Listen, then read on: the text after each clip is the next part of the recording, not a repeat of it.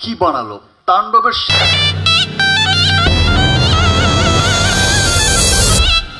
এবারের ঈদুল আজহায় ব্যাপক প্রত্যাশা নিয়ে মুক্তি পায় দেশের আলোচিত সিনেমা তাণ্ডব। রাফি, তোর লাইফের বেস্ট সিনেমা এটা।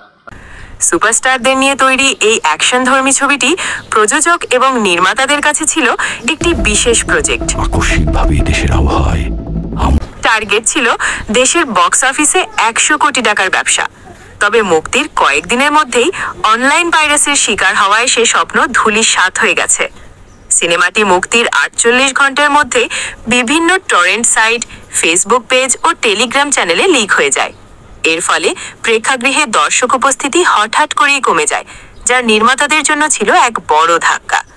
প্রযোজক মাহবুব রানা বলেন, আমরা অনেক স্বপ্ন নিয়ে তাণ্ডব বানিয়েছি। দেশের নতুন প্রযুক্তি ব্যবহার করে একটা ইন্টারন্যাশনাল মানের কাজ করার চেষ্টা করেছি, কিন্তু পাইরেসি আমাদের কাঁদিয়ে ছাড়ল।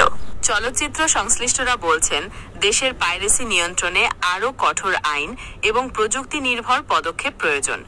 না হলে ভবিষ্যতে আরও বড় বাজেটের সিনেমা নির্মাণে নিরুৎসাহিত হবেন প্রযোজকরা।